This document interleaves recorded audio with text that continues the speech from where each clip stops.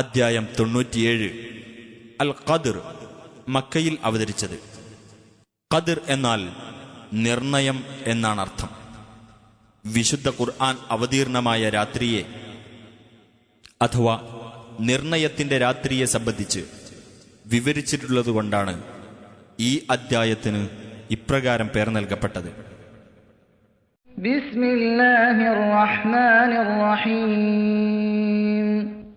ഇന്നാ അൻസൽനാഹു ഫീ ലൈലത്തിൽ ഖദ്ർ. തീർച്ചയായും നാം ഈ ഖുർആനിനെ നിർണയത്തിന്റെ രാത്രിയിൽ അവതരിപ്പിച്ചിരിക്കുന്നു. വമാ അദ്റാക മാ ലൈലത്തുൽ ഖദ്ർ. നിർണയത്തിന്റെ രാത്രി എന്നാൽ എന്താണെന്ന് നിനക്കറിയുമോ? ലൈലത്തുൽ ഖദ്രി ഖൈറും മിൻ അൽഫി ശഹ്ർ.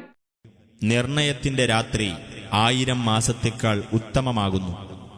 തനസ്സലുൽ മലായികതു വർ-റൂഹു ഫീഹാ ബിഇദ്നി റബ്ബിഹിം മിൻ കുല്ലി അംർ.